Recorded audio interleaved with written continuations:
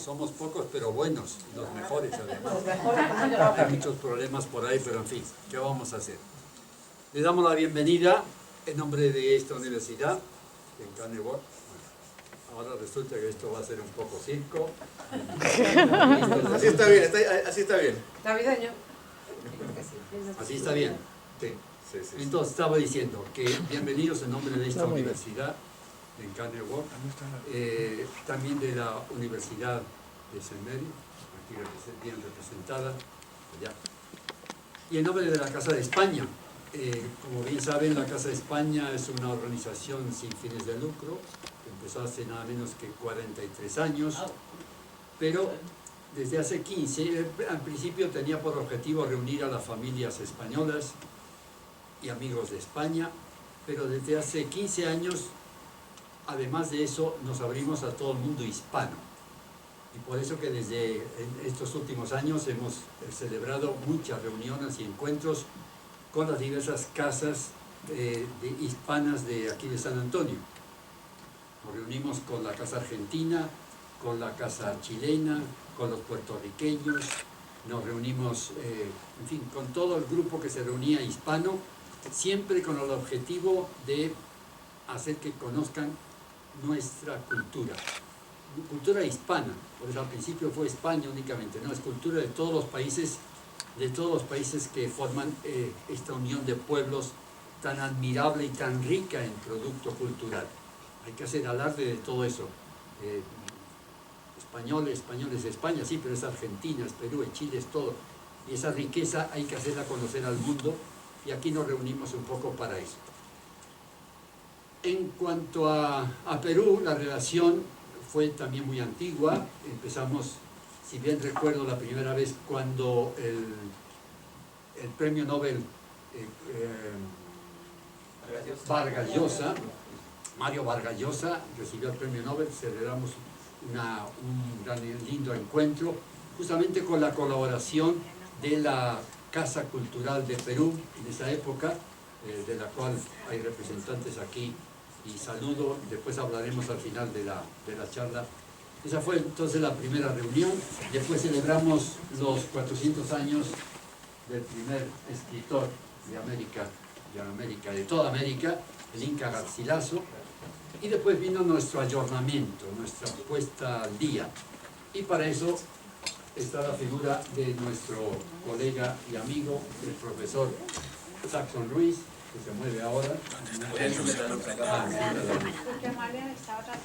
Con él, gracias a él hemos vuelto a hablar de Perú en varias ocasiones.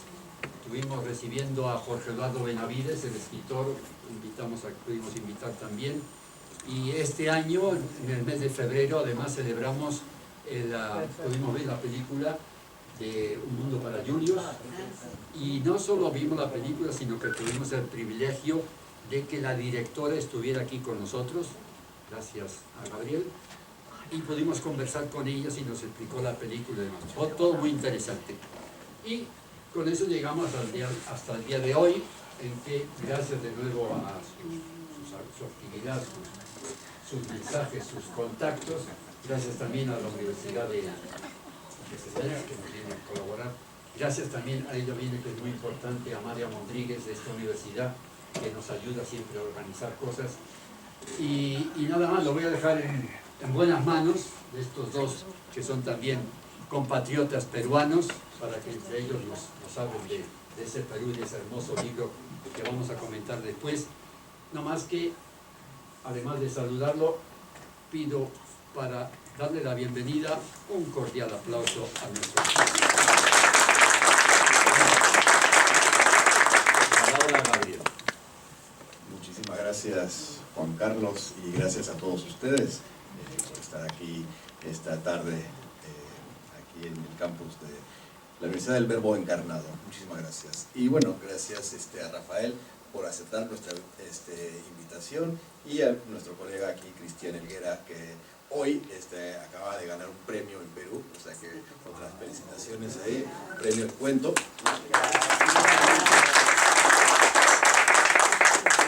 Y esta tarde vamos a tener el privilegio de conversar con Rafael Turnet, autor esta novela monumental, ¿okay? La novela del siglo XXI del Perú, ¿sí?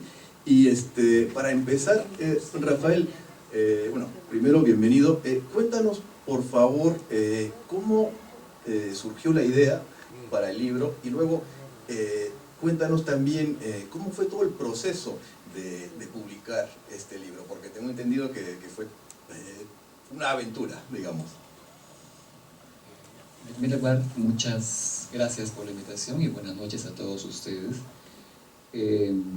Sí, voy a retrotraerme un poco en el tiempo. Estoy pensando en el año 1999.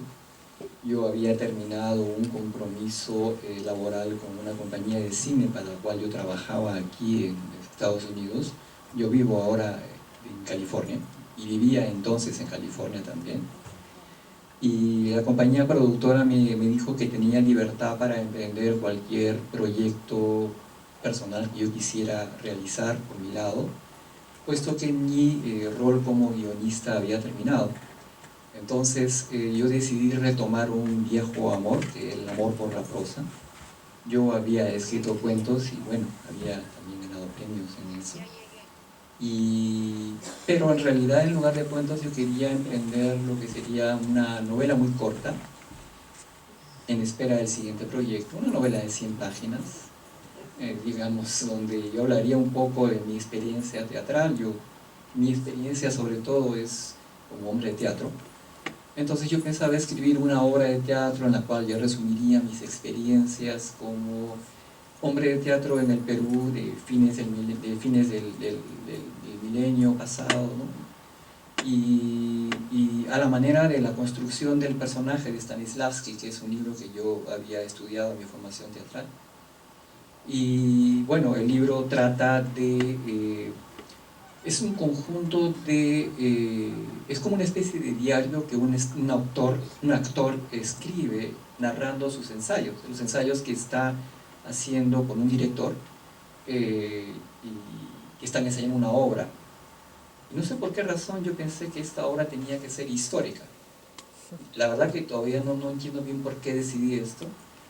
Y la verdad que no encontraba ninguna obra histórica que me satisfaciera, que me llamara, que me llamara la atención, que me dijera, esta es la obra que están ensayando. Así que decidí escribir esa obra de teatro que los actores estarían ensayando. Y cuando estuve barajando temas, regresé a una idea que yo había tenido, que había recibido de un profesor de la escuela. Y él se hacía en voz alta la pregunta de por qué nadie había tomado como personajes de una obra literaria a personajes como por ejemplo los traductores indígenas, estos chiquillos de 15, 14, 16 años que eran los responsables principales de la comunicación inicial entre dos grandes civilizaciones, ¿no? Entonces a él le parecía extraño que nadie hubiera tomado esa responsabilidad y yo dije, bueno, voy a comenzar a investigar acerca de los traductores indígenas. Y me topé con un extraordinario libro de un historiador, bueno, no me topé, sino que recibí una sugerencia de un historiador amigo mío que conocía muy bien la época y me dijo, bueno, tienes que leer este libro de este historiador norteamericano que se llama James Lockhart y que se llama Men of Cajamarca. Y esta investigación tenía no solamente una descripción, un retrato muy detallado de cada uno de los conquistadores, puesto que no eran un grupo homogéneo. Básicamente los conquistadores fundamentalmente venían de dos lugares, ¿no? De Andalucía y de Extremadura. Pero además habían traído con ellos, habían traído negros, habían traído indios guatemalas, habían traído indios nicaraguas, habían traído mujeres. Entonces, conocer un poco más en profundidad a estos personajes laterales, marginados de la conquista, me llamó mucho la atención y decidí explorar esto en profundidad, pero al trabajar esto en profundidad comencé a descubrir otros personajes, más bien del lado de los incas, y comencé a toparme con nombres que yo no conocía, y que posiblemente ustedes no van a reconocer, ¿no? Como el general Chalcochima, el general Quisquis, la princesa Quispecisa, y además de los personajes que ya eran habituales para nosotros, conocidos para nosotros, como el mismo Inca Atahualpa, su hermano con quien él libraba una guerra, el Inca Huáscar, y bueno, una galería enorme de personajes que fueron apareciendo, y yo me tomé literalmente un año más o menos simplemente fichando, tratando de organizar en cronologías y perfiles este nuevo universo que estaba surgiendo y que me parecía absolutamente fascinante. Entonces, durante un buen año, lo único que estuve haciendo fue organizar la serie de los eventos de la conquista iniciales, después y escribir un resumen con un timeline, como le dicen aquí, de los hechos importantes de la vida de cada uno de los personajes que iban acumulándose y que bueno, ahora aquí son como 200 personajes. Al cabo de un año más o menos fue completamente claro para mí, yo no sabía realmente cuál sería la trama, el plot de esta historia. Y un buen día recuerdo claramente que después de una semana de casi jalarme los pelos porque realmente me estaba volviendo loco, porque realmente era abrumadora la cantidad de información, me acuerdo muy claramente que me desperté con la idea muy clara de que el protagonista era un espía mencionado de manera muy marginal en una crónica que se llama Suma y Narración de los Incas, de un historiador español que se llama Juan de Betanzos, y que, bueno, me di cuenta que la historia que yo iba a contar sería la trama para liberar al Inca Atahualpa de su cautiverio. Bueno, simplemente para refrescar un poco las fechas, porque estoy absolutamente seguro que ustedes conocen estos hechos. El Inca Atahualpa fue capturado en noviembre de 1532. Él estuvo más o menos 8 años preso, perdón, 8 meses, lo siento, disculpen, 8 meses preso. Y él, a pesar de entregarle el rescate que se le pidió, que era un cuarto de oro y 2 de plata, él fue asesinado el 26 de julio de 1533.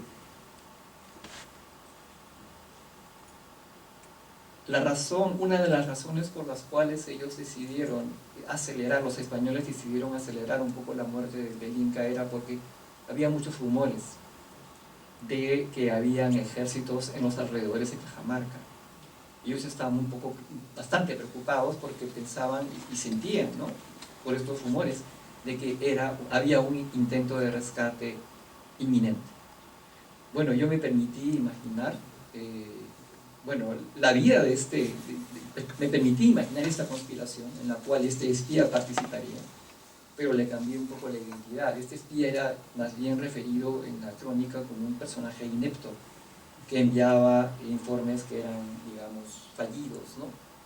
Y que el Inca Atahualpa justamente se había equivocado en su apreciación, en su estimación de los españoles por los informes malos de este espía.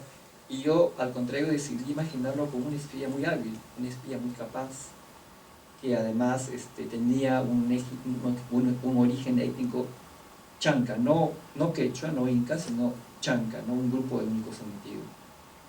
Y digamos, este proceso me duró un año, y luego a partir de ello comencé a escribir la novela, para hacerla muy corta, un proceso que duró 9 años, 9 años más, porque yo pasé un año investigando y después me tomé 9 años más escribiendo la novela y además investigando de manera paulatina todo aquello que fuera relevante para cada escena que yo iba escribiendo.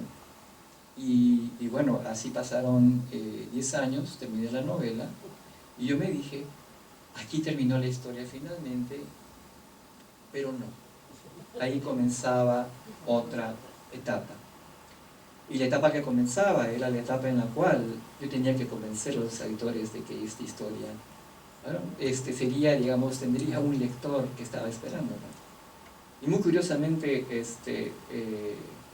bueno, yo me acerqué, lo que un escritor hace es presentar el proyecto a las editoriales, ¿no? Yo presenté editoriales españolas, editoriales mexicanas, editoriales peruanas, y ninguna de ellas pensaba que este libro tendría un lector. Muy grande, tiene muchas palabras de lenguas indígenas, tiene secciones con el español antiguo. Entonces, bueno, y además yo era muy popular en mi casa a la hora del almuerzo, y nada más, es decir, no era un hombre conocido, ni mucho menos. Entonces, pero honestamente, la apuesta era muy clara para mí. Yo había pasado 10 años de mi vida porque yo sabía, yo no pienso en términos de éxito de ventas, pensaba en términos de éxito en el sentido de, yo sabía que esta historia tenía un lector esperándola.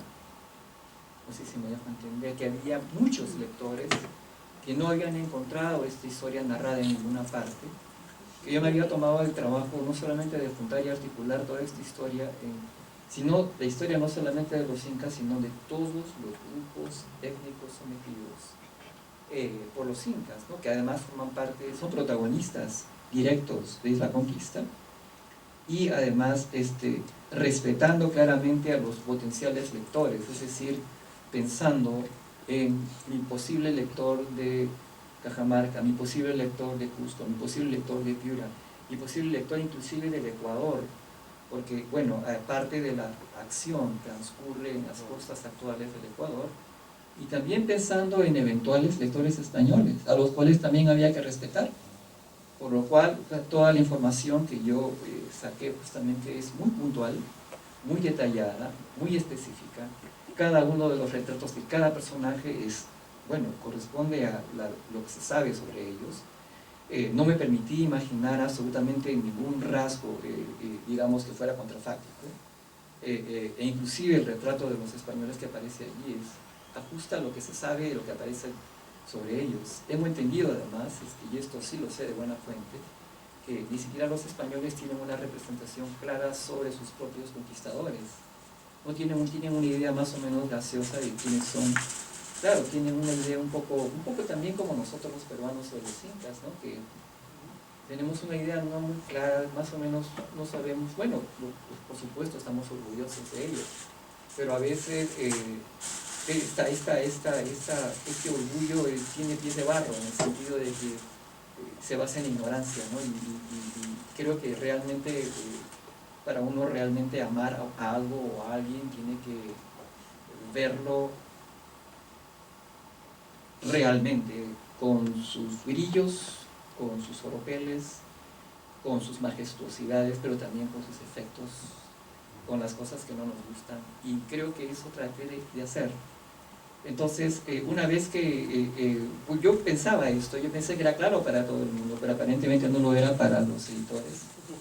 Y esperé unos buenos 2 años hasta que un editor, como para hacerme un favor, decidió editarlo en libro digital. Fue de hecho el primer libro digital editado en el Perú. Pero no tuvo una llegada, por lo menos en América Latina no existía, y todavía no existe una cultura de leer libro digital, y el libro tuvo que esperar 6 años más para encontrar un editor.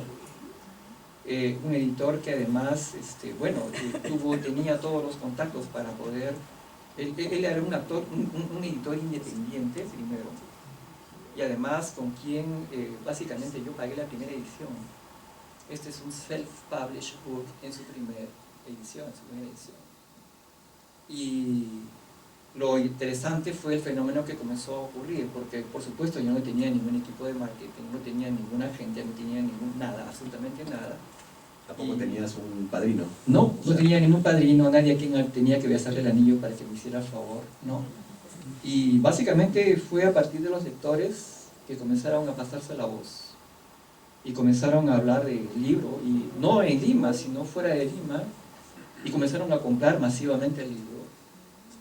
Y comenzó a ocurrir este fenómeno extraño de que bueno, un libro que nadie había querido publicar, porque se consideraba pues que bueno, es un libro muy grande, ¿no? Y además, tengo la sospecha además de que tenían una idea, y no es que tengo la sospecha, estoy absolutamente convencido de que no tenían una idea bastante menospreciativa del lector que puede leer en el Perú.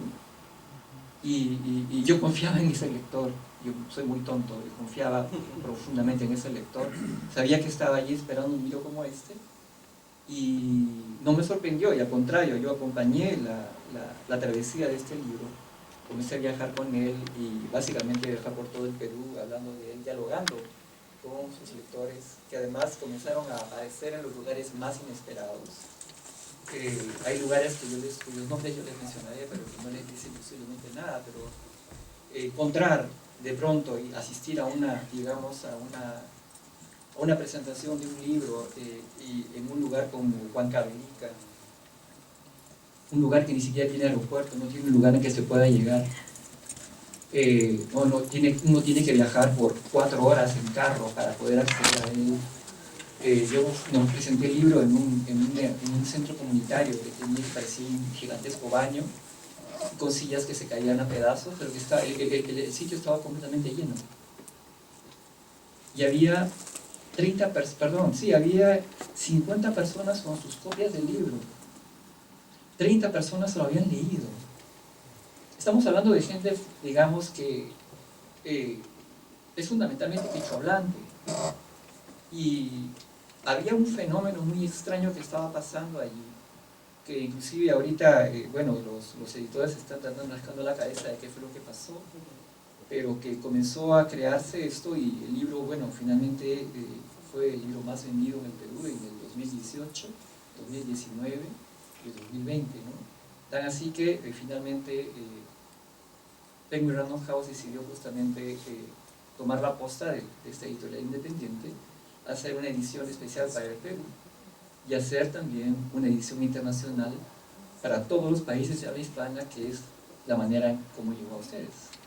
Cómo es que ahora es posible comprarlo y acceder a él aquí en los Estados Unidos también, porque Estados Unidos también es un país que habla español. Bueno, yo te hago una consulta. ¿Se escucha bien? Sí. Una consulta. La novela obviamente se centra y nos cuenta toda la historia de la conquista, todo el proceso de la relación con Atahualpa, con Huáscar. Entonces mi pregunta es ¿por qué es importante conocer esta historia de los incas o escribir sobre los incas hoy en día, ¿no? En el siglo XXI, para un lector? ¿Cuál es el interés? Es que honestamente yo no sé, no pienso, curiosamente no... Es gracioso porque tengo la impresión de que yo no sé si los escritores piensan en términos de esto es importante. Creo que bueno, al menos el escritor que soy yo, es más como un niño, encuentra una historia alucinante y encuentra personajes que le fascinan y de pronto quiere compartir esa historia con la gente. Por lo menos es así como yo procedí. Yo intuía que esta historia, además, esto es bueno que lo señale. Yo tengo formación de teatro, como mencioné, y tuve una extraordinaria maestra, cuyo nombre debo mencionar, que se llama Susana Raiz, una extraordinaria maestra argentina, que nos dio un excelente curso de teatro griego. Y además de presentarnos justamente una serie de nociones sobre lo que es, bueno, pues la poética, la poiesis, la diegesis, esas cosas de narración, justamente nos presentó lo que es la tragedia, nos presentó además lo que es una serie de cosas que deben concurrir para justamente producir este efecto trágico que consiste en esta combinación de Helios y Fobos, que no son como las traducciones cristianas justamente nos señalaban, digamos, piedad y no sé, compasión, sino más bien era conmoción y terror. Esta profesora era filóloga, es decir, ella estudiaba los significados originales de las palabras. Y una noción que justamente me quedó grabada con fuego es justamente la noción de catarsis. Y que no es, bueno, en las traducciones usuales cristianas, la catarsis es simplemente una purificación. Usualmente se entiende de carácter espiritual, pero no, ella dijo no, en realidad la catarsis es un término médico, significa purga, significa enema. El efecto que se quiere lograr a partir de una tragedia es tan potente, tiene que ser tan potente, que justamente tiene que provocar en el lector o en el espectador una especie de un efecto similar al de una purga interna fuerte, ¿no?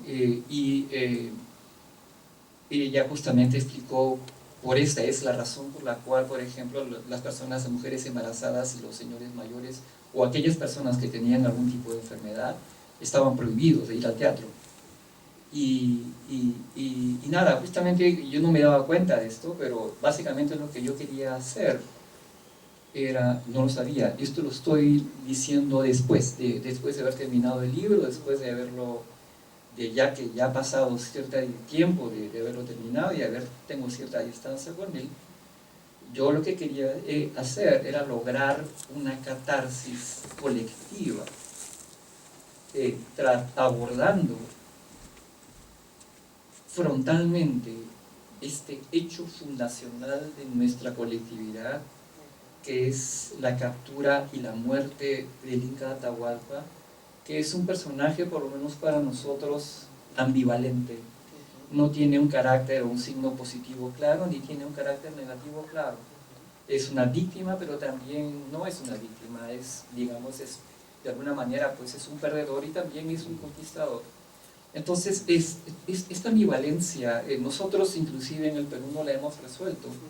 De hecho, es muy interesante lo que ocurre con esta muerte en Latinoamérica, porque es muy curioso porque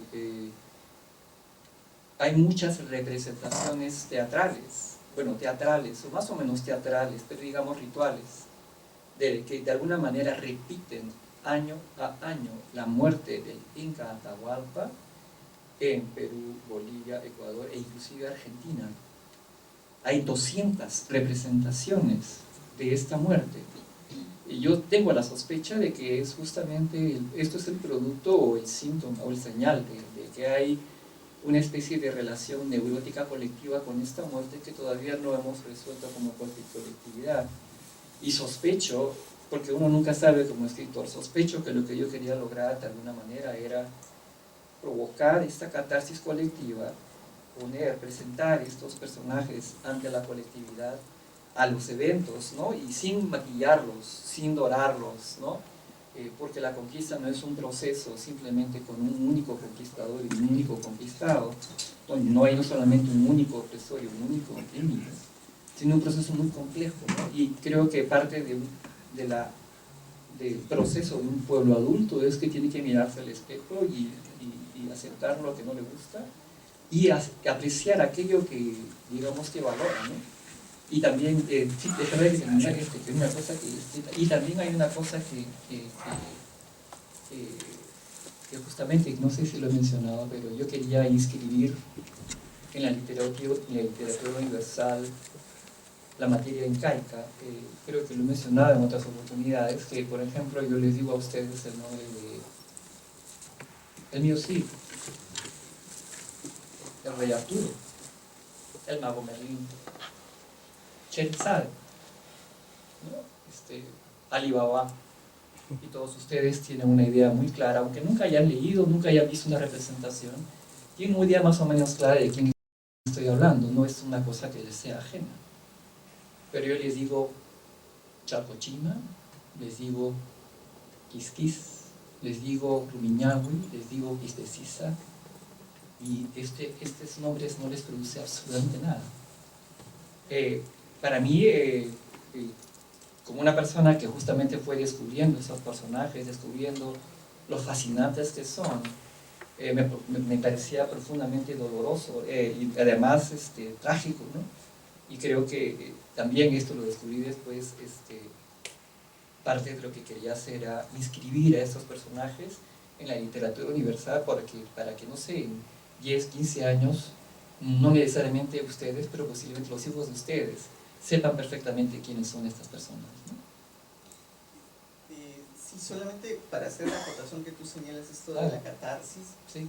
solamente creo que podría ser interesante comentar la idea de que durante mucho tiempo en muchas sociedades andinas estaba vigente la idea de que el Inca iba a volver, ¿no?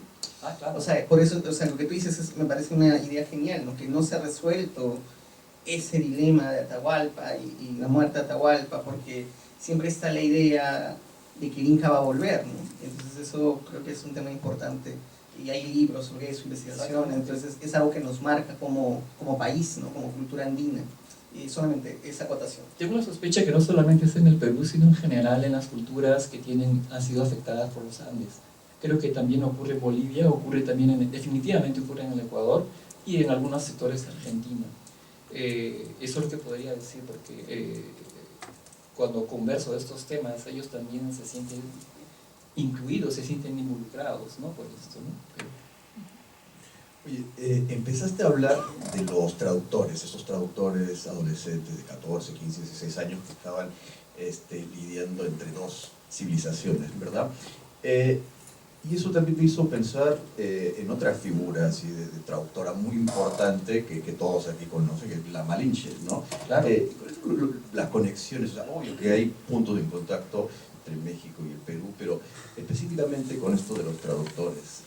Hay algo muy interesante que ocurre con dos traductores muy importantes, uno que pertenece justamente a la cultura mexica no mexica, perdón, discúlpenme, porque la Malinche era maya. Según por lo menos los textos de los historiadores mexicanos que yo he leído, ella era muy posiblemente de origen maya, ¿no? Y nada, lo interesante es que esos traductores que sirvieron digamos, de intermediarios entre dos civilizaciones, dos importantes, Felipillo en el caso de los incas y la Malinche en el caso de la conquista de México, son considerados como, o sea, son el epítome de los traidores, ¿no?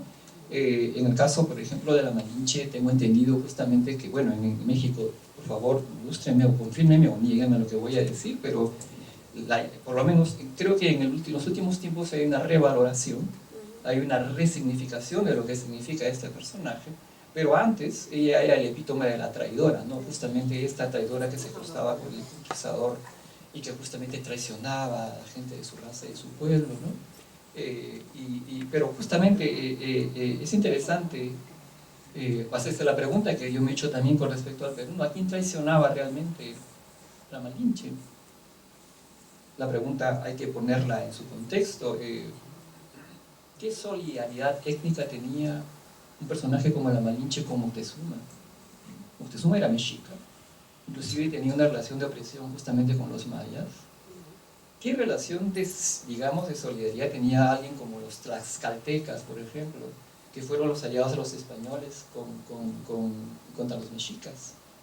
Claro, uno tiene que realmente ubicar esto en su contexto, ¿no? Entonces, uno no debe leer la conducta de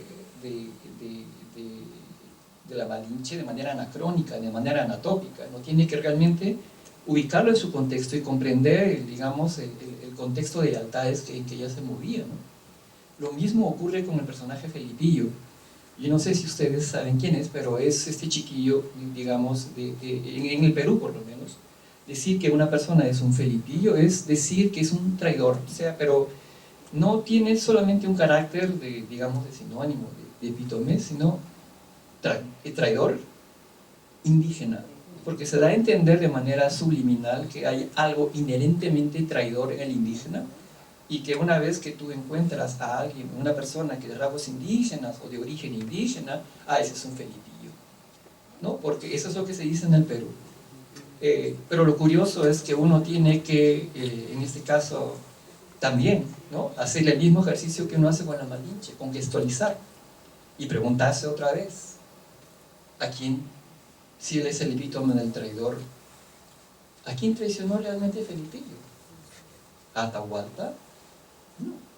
Atahualpa no tenía ningún tipo de solidaridad étnica con él, al contrario, Atahualpa había destruido su pueblo de origen y al contrario, lo había arrasado por completo. Por otra parte, el mismo, ¿a quién le tenía fidelidad a Pizarro. ¿Por qué?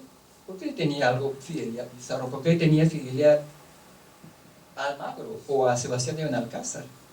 Y de hecho, si uno conoce un poco más la historia de este personaje que a nosotros es el epítome del traidor, curiosamente uno se entera que después, en su vida posterior, como traductor, él fue enviado como un emisario de Diego de Almagro. Justamente se presentó ante el nuevo Inca, un Inca que se había rebelado contra los españoles, que se llamaba Manco Inca, que tenía 17 años. Era un chico realmente de una personalidad impresionante, con un carácter pero muy impactante. Tan impactante que cuando el Felipillo se presentó ante él en representación de Diego de Almagro, se quedó absolutamente fascinado con este personaje. ¿Y qué fue lo que hizo?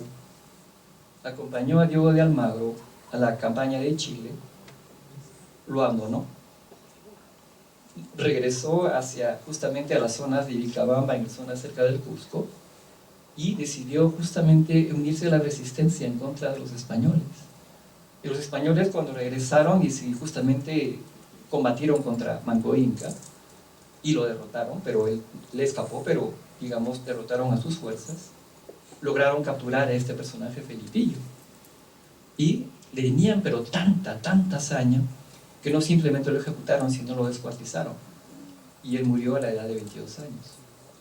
Entonces simplemente quiero ponerles dos ejemplos de dos personajes que se han ganado epítomes, se han ganado reputaciones completamente injustificadas y anacrónicas por falta de información y por aplicar esquemas históricos que no corresponden a la época, que además que no corresponden a la verdadera información.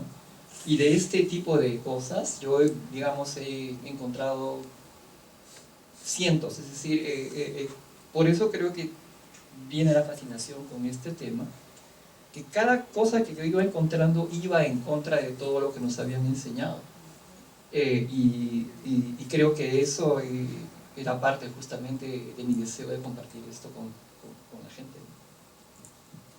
Perfecto. Bueno, ese el riesgo de ser traductor o traductora, ¿no? Recordemos lo que le pasó a un traductor de Salman Rushdie.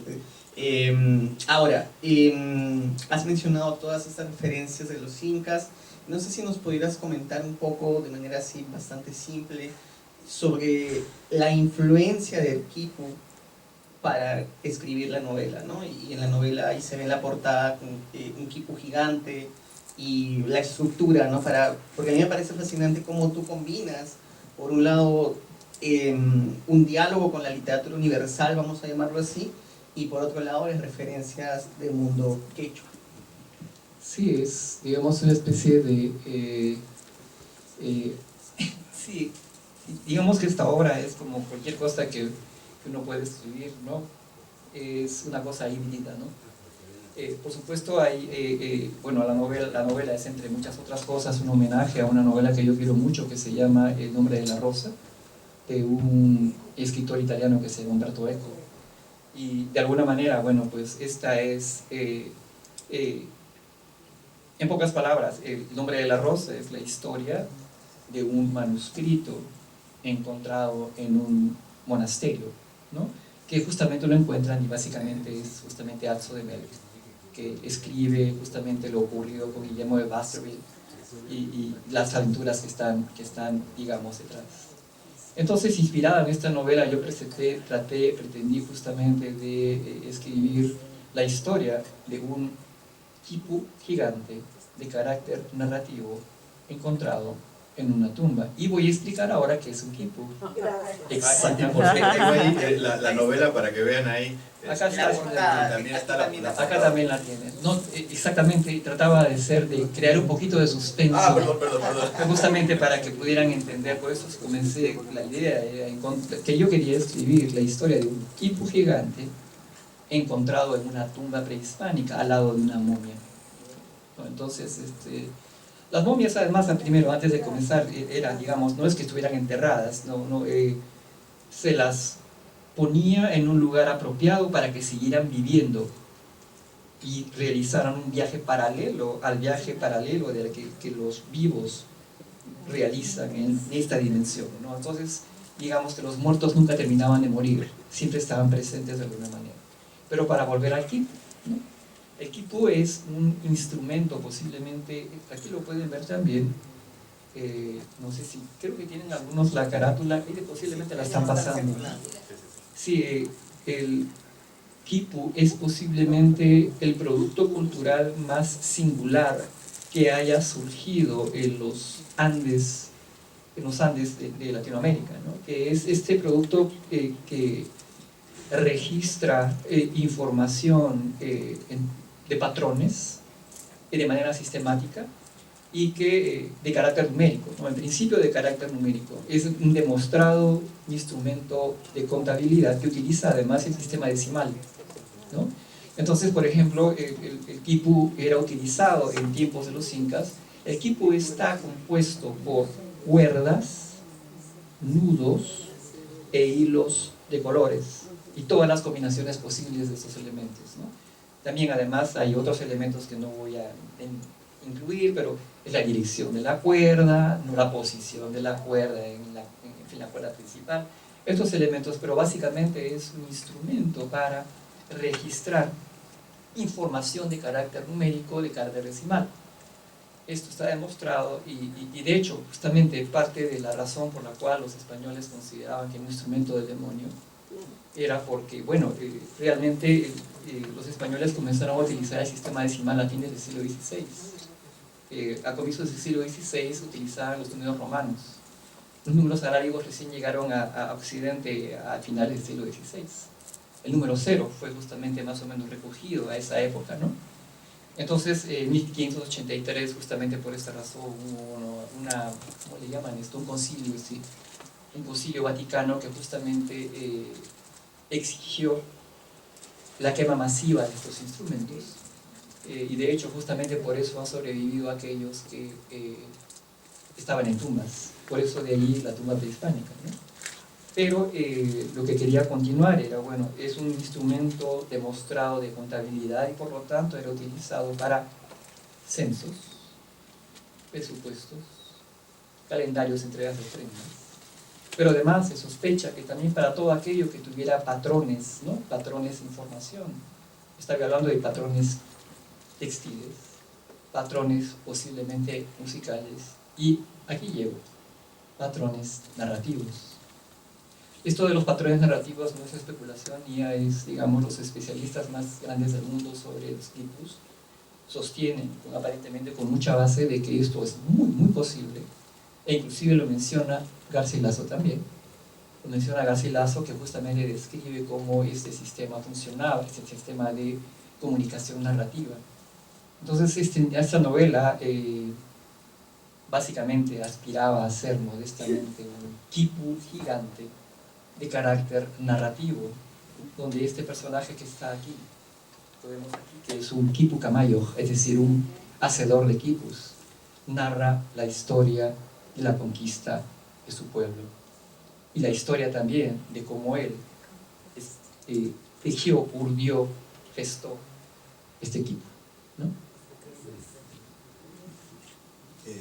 Conversando con mis estudiantes ayer, bueno, y la semana pasada también, un rasgo muy interesante y bueno, y algo que ellos siempre me preguntaban y que te preguntaron ayer, ¿por qué utilizas mucho quechua en el texto y cuál es tu relación con ese idioma? Utilizo el quechua porque hay conceptos que pertenecen a la cosmovisión andina que no pueden ser traducidos con palabras que además tienen una carga occidental. La palabra, bueno, hay un diccionario al final, un glosario de palabras que yo utilizo del quechua, no contemporáneo, sino del siglo XVI, bueno, que además vienen de estudios que yo he realizado con historiadores competentes, ¿no? especialistas en el asunto, donde justamente trato de utilizar los términos de manera, digamos, apropiada. Yo no digo ciudad, digo yachta. Y digo yachta porque la ciudad tiene un carácter urbano, tiene un carácter occidental, tiene una historia que, digamos, la yachta no era realmente, no correspondía a esto. La yachta era un agrupamiento humano de carácter donde justamente solamente vivía gente dedicada a la religión. gente además con carácter semidivino. Entonces, además no iba gente a trabajar allí, la gente trabajaba alrededor de este sitio. Entonces, si tú simplemente dices la ciudad, te pierdes toda esta dimensión. Si tú dices también, por ejemplo, la palabra, yo utilizo la palabra huaca, no utilizo santuario, no utilizo iglesia, no utilizo además divinidad o Dios. Utilizo la palabra huaca porque el huaca era, digamos, es interesante porque voy a tratar de explicar justamente el concepto. Era al mismo tiempo el santuario y la divinidad que lo habitaba, porque lo habitaba. Y no era simplemente una cosa construida por el ser humano, podía ser un río, podía ser un árbol, podía ser un lugar con una importancia histórica, podía ser el lugar en donde supuestamente vivía un personaje legendario, podía ser una roca, podía ser, digamos, muchas cosas que tenían por alguna razón un carácter divino y, digamos, con el cual los incas o también los habitantes de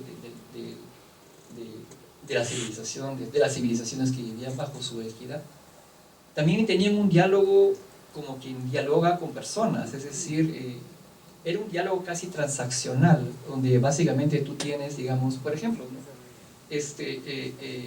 Y aquí viene la segunda pregunta, ¿no? Es decir, mi padre, por ejemplo, él habla con su montaña, y ahora tiene la costa familiar, porque ahí viene justamente el vínculo familiar. Mi padre es de los Andes, ¿no? Él nació allá, su primera lengua es el quechua. Y justamente creo que parte del hecho de escribir esta novela es un intento inconsciente en un principio, porque todo esto fue inconsciente, de incorporar, digamos, dentro de mi individualidad todo lo que es él, ¿no? Y una vez, justamente, fue muy gracioso, porque yo estaba investigando sobre los incas, y nada, le estaba hablando justamente, ¿qué estás haciendo? No, bueno, esto de los huacas, ¿no? Justamente le llaman también apus son los, digamos, los huacas, que son montañas. Está el apu Carguarazu, está el apu Tamputojo, ¿no? Entonces él me dice, yo ya sé eso, yo tengo mi apu. ¿Perdón? No, sí, claro, yo tengo mi apu. Mi apu se llama Huashhuayceja y justamente vive allí. ¿Y cómo nunca me dijiste? Porque nunca me preguntaste. Entonces, digamos que estas cosas han subsistido, todavía existen, y quizá por eso justamente uno siente la necesidad de compartirlo, porque todo esto no ha muerto, todo esto está vivo. Y por eso era muy importante mantener los términos originales, no tratar de buscar, adaptarlos a, digamos, un paladar occidental, no hacerle las cosas fáciles, no. Había que tratar de respetar la cosmovisión de la manera más estricta posible a través del lenguaje. Y además el mismo ejercicio lo realicé también con el lenguaje español del siglo XVI, puesto que en algunas ocasiones, digamos en la novela, en pocas, no se asusten, en algunas ocasiones, en algunas, digamos, escenas de páginas, la novela se utiliza, digamos, el español antiguo, cuando la persona que habla es este traductor Felipillo. ¿Por qué? Porque el traductor Felipillo, una sorpresa que yo me llevé cuando estuve leyendo acerca de él, no hablaba quechua. Entonces es interesante además añadir este elemento interesante de a un traductor de 15 años al que le encargan la traducción del quechua, digamos, al español y del español al quechua, que no sabía quechua. Entonces, imaginen los grandes dilemas, las grandes dificultades que tiene este chiquillo para inventar. En Perú decimos recursearse, es decir, tratar de solucionar el problema y al mismo tiempo tratar de aprender el idioma sobre la marcha y resolver problemas. Bueno, el idioma que hablaba Felipillo no podía ser sino el español del siglo XVI, puesto que él había vivido 5 años en España y no tenía la posibilidad de hablar con ningún otro hablante de su lengua. Entonces, para poder crear un Felipillo verídico, tuve que hacer este proceso de recreación del lenguaje del siglo XVI, para el cual hubo que estudiar la tradición española, la celestina, el Amadís de Gaula, y sobre la base del cual extraje pues una serie de, no una serie, no, sí, realmente un trabajo exhaustivo. Tuve felizmente una buena formación de historia del español y construí también un diccionario de términos y expresiones de este español antiguo que habla este personaje filipino. Perfecto. ¿Da tiempo para una más o no sé? Una más. Ya, ya para concluir un poco, porque seguramente hay personas que ya han leído el libro aquí o que quieren comentar algo. Sí, creo que sería bueno escuchar al público. Si tienen preguntas, comentarios, para aprovechar la presencia del escritor, que no siempre tenemos esa oportunidad de hablar con el propio autor. Los gringos dicen, well, I have thick skin. Entonces pueden decirme si tienen algún comentario, si han leído la novela o hay algo que les llama la atención, o por supuesto, shoot, disparen nomás, no hay problema. Bueno, yo soy médico, no soy literato, ni me gusta un poco la historia y me crié con mis canas en la época de Franco. Entonces, en la época de Franco, todo esto de la historia se tomaba por encima de todo. Los grandes héroes de España eran Cortés y por supuesto Pizarro. Y he estado 3 veces, en Perú, 3 en Cuzco, 3 en Lima, 2 en Machu Picchu, y descubrí todas estas cosas maravillosas de los incas, las famosas Sacsayhuamán y los muros maravillosos que tienen, y dicen por el traje inca. Pero la cuestión para ustedes es, nosotros tenemos también muchas cosas de nuestra historia. Tenemos los romanos, tenemos los griegos, los fenicios, y creo que vemos a todo más o menos como parte de nuestra historia. Y veo que hay mucha leyenda negra hoy en día y dicen, bueno, es que los españoles fueron un desastre, destruyeron todas estas cosas. ¿Cómo ven los españoles en general? ¿Ven que es parte de su historia, con cosas buenas y malas? O hay mucha gente que dice que destruyeron una civilización avanzada que lo era en muchos sentidos?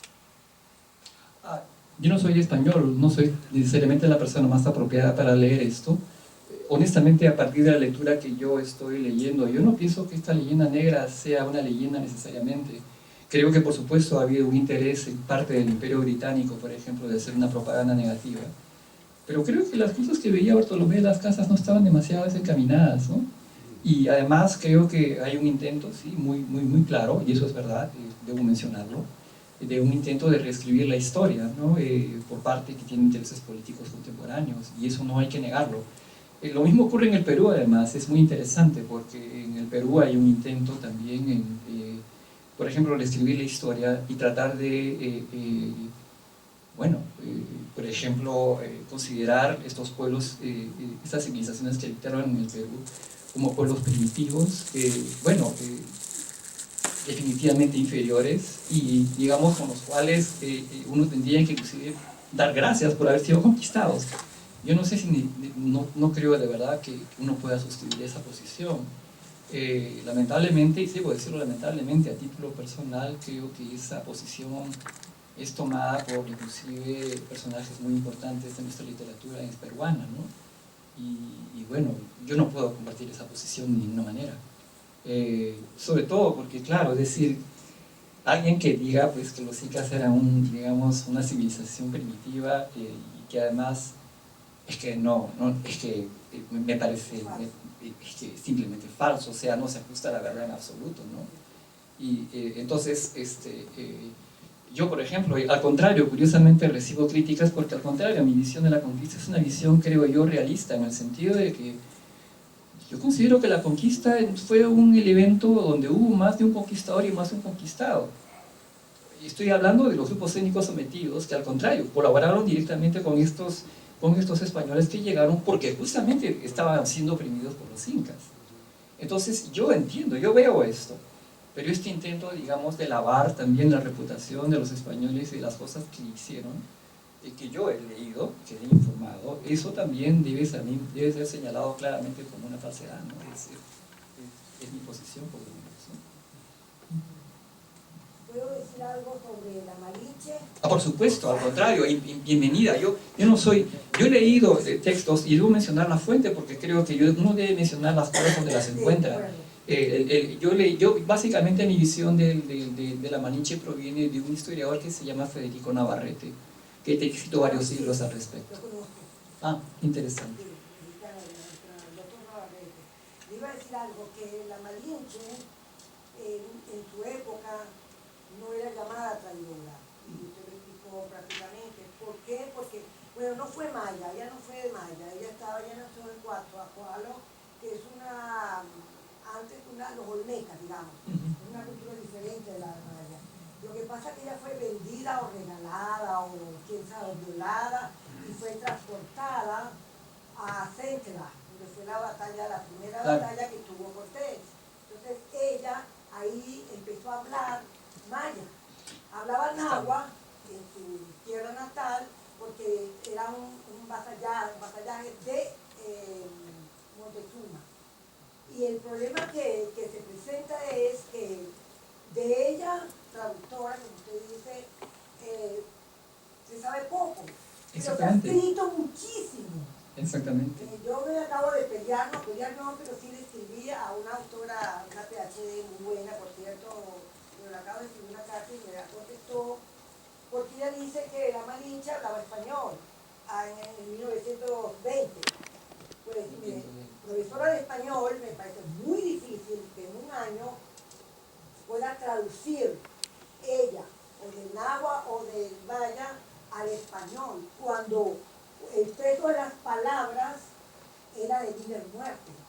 Entonces yo estoy segura que Cortés, un hombre tan inteligente, no iba a descartar al otro traductor, que gracias a este traductor Aguilar, gracias a él, la Malinche es alguien. Sin Aguilar, ella no hubiera existido. Entonces me duele mucho que todo el mundo que escribe de la Malinche y no le escribe de Aguilar. Imposible. Entonces hay una cosa como que hay algo escondido. Y de los tlaxcaltecas, otra cosa que usted habló ahorita, le diré sí, lucharon bastante contra Cortés, pero Cortés ¿qué le hizo? Le cortó a los 50 embajadores, le cortó las manos. Obviamente yo, tlaxcalteca, ¿sabe qué hago? Estoy aliada. Vamos a tumbar a Montezuma. Claro. Con gusto lo hago. No se puede esconder, no es leyenda negra, eso es historia. Entonces, si hay una leyenda negra, usted tiene razón, doctor. Claro. Esa no es una leyenda negra lo que estoy contando, esa es historia. Entonces, como usted dice, hay que buscar las fuentes.